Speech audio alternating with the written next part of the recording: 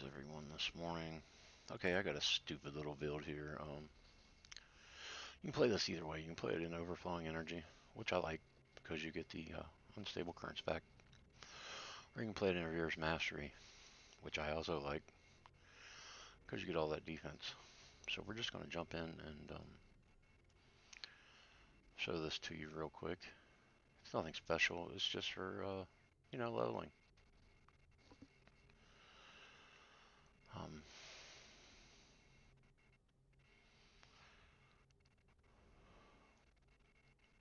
Let me figure out where I want this point.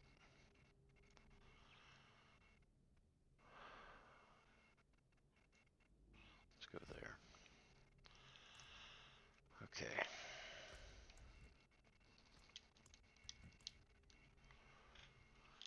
Then we'll go over the build a little more after we're done with this. You'll see what it is. It's pretty simple. You know, I've been making Sorcs taking advantage of Lucky Hit for some reason lately. I don't know why. I've just been on a Lucky Hit kick.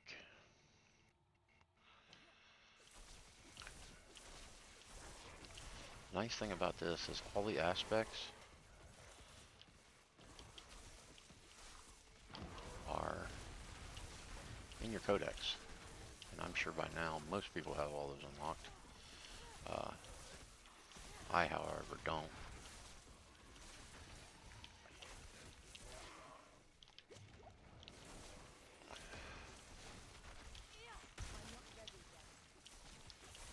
But as you can see, Frost Nova's popping off.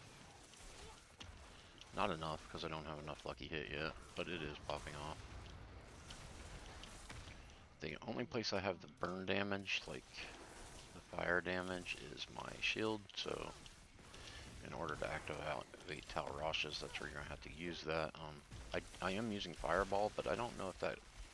Well, I suppose it does count as fire damage, huh? So it's probably working as well. I like this because even early game, like now, or even earlier, you don't have to worry about mana that much because you get these little charged bolts there that you can pick up. Crackling energy, I believe they're called. Pick those up and you pretty much stay close to full energy as long as you keep moving forward.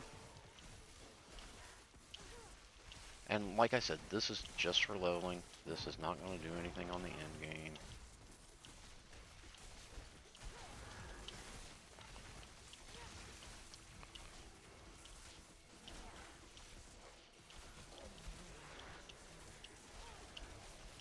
It's really taking advantage of Talrashes. If any build has ever been good for Talrashes, this is it. You know, I've got one fire skill and one cold skill and one lightning skill constantly going off. So you're going to get that 11% damage all the time. Or, you know, if you can get a perfect one, 12% damage, or... I think I'm getting 11.8% added damage. And that damage, I've heard, is additive. It reads multiplicative, as you can see. But I have heard that it's actually additive, that the tooltip is wrong or it's broken. I don't know, though. I haven't actually tested it myself. I'm just using it because it's definitely damage. You can feel the difference if you take that off.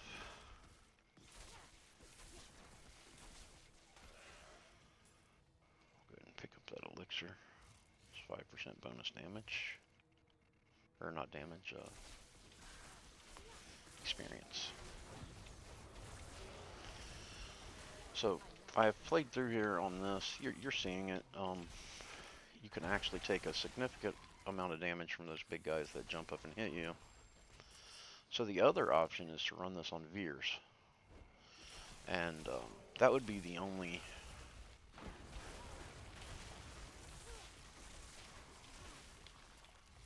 skill that I don't have is the Veers one.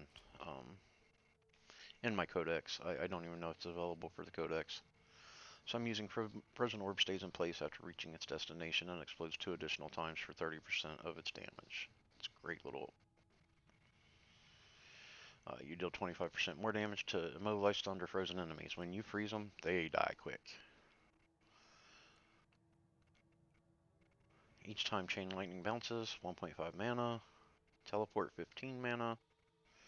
I got my Chain Lightning up here for that added percentage, 45% chance to chain. I've been considering moving that to a two-handed staff and giving up the extra stats from this, but you know, I really need lucky hit because that's what makes the frozen orb go off, and this is another opportunity to get lucky hit. So for right now, it's what I'm using. This doesn't really matter. You know, something there for you. I do like the crowd control spreading, though it doesn't seem to stay alive long enough on this build for it to really work. Not really important. I just put it on there because I had it. This is nice because the frozen orb does make things vulnerable, so you are getting 21% multiplicative damage here and there when that procs. I do like having a barrier, and then this one I picked it up somewhere along the way. But yeah, that's pretty much the build.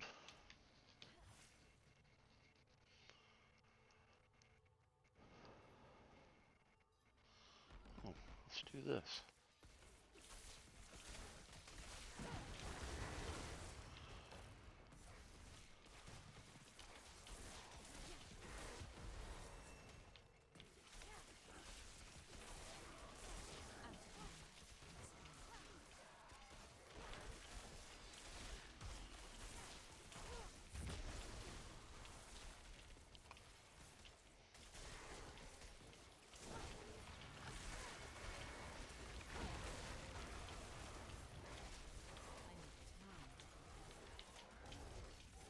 Uh-oh.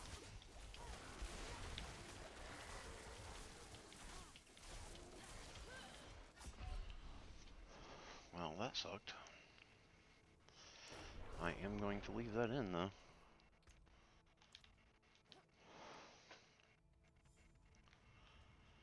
I'm not ashamed of dying. Honestly, that is the first time I've died on this build. If this were a hardcore character, I would be very upset. Those big guys, man, that jump up and come down on you, they can really do some damage from time to time.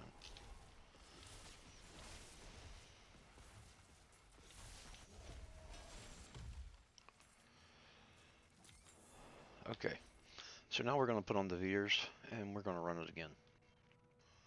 Show you the difference. There's no way you could die with the Veers. Well, I mean, of course there's a way. Um, Very unlikely, though.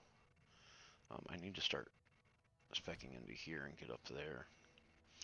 That 9% chance to freeze with Frozen Orb comes in very handy, so we're going to head that way. Matter of fact,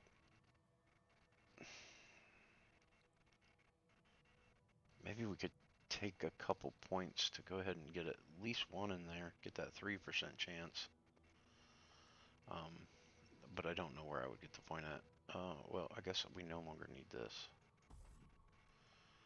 So let's do that, because we're really not even hitting with Arc Lash anymore. So we'll have 1 point in there. That's good.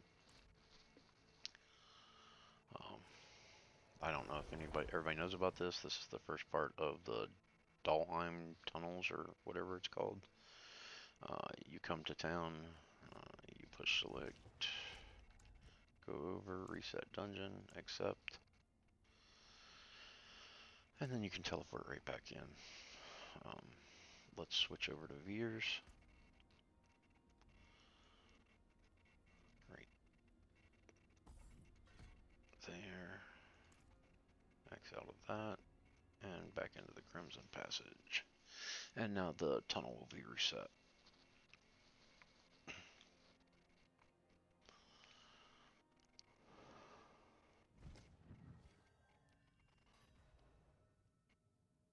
Domeheim tunnels? I don't know. show you where it's at on the map.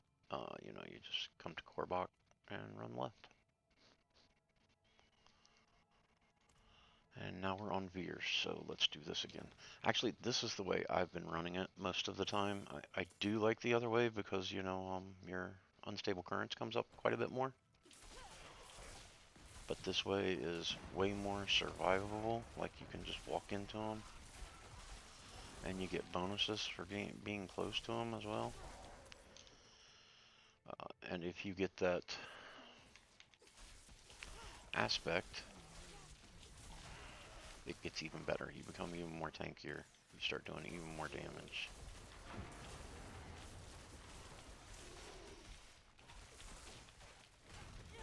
Oh, and I did die. 3 of those guys that jump up, those guys are a little ridiculous. They jump up and take half your life. It's absurd. That's the first time I have died with Veers, which is what I've been running. And if I'd have been paying attention and saw that I had 3 of those, I wouldn't have died because I would have frost novaed. Let's round them back up here.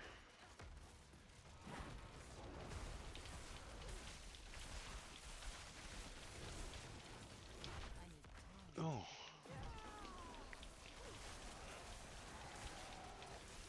I love that when you get a big group like that together and you can just sit there and watch those firebolt explosions go off. That is so great.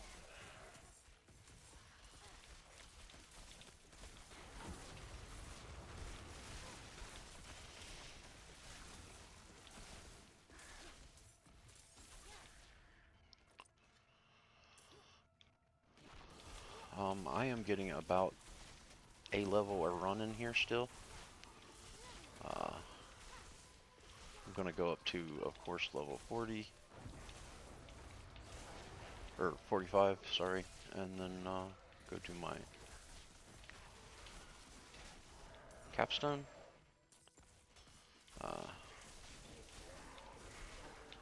After the capstone, I don't really know what I'll do. This character may be done after that.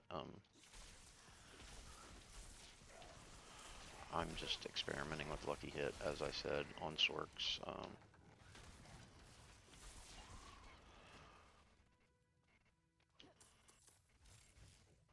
I don't know, for some reason I really like that aspect. I'm doing it on my other Sorc as well, who is considerably higher than this character. I just had this thought, it would be nice to be able to use that Tau Rasha without having to run that ability that everybody runs right there, Firebolt. I was like, what would happen if I use Fireball instead?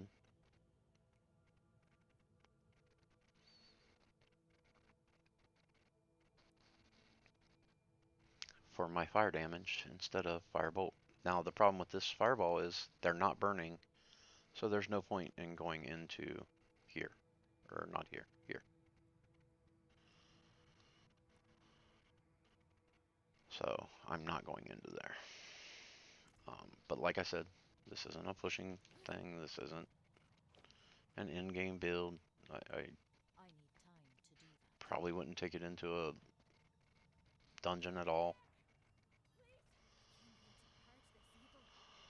Nightmare dungeon is just for leveling. And I'm sure if you over leveled, you could run through some stuff pretty quickly with it. Some lower level stuff.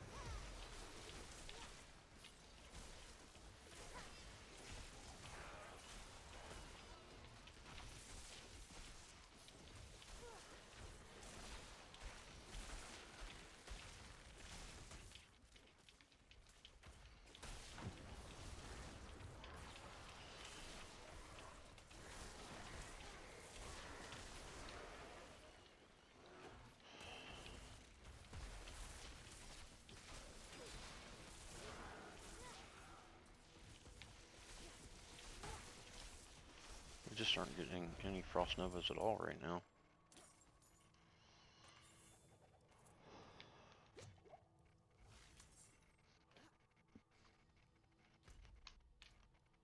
That's the problem with the frost nova being based on lucky hit.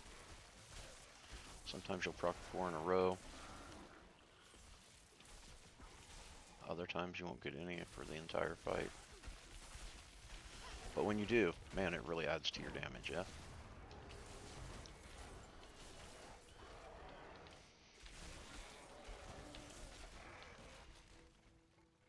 And that is the build, that is it. So we will take a little closer look. Like I said, I've been liking it on Veers. I think it works better, you have more defense. I came this side because I want to put some points in there so I can just keep pushing ahead as my damage gets higher.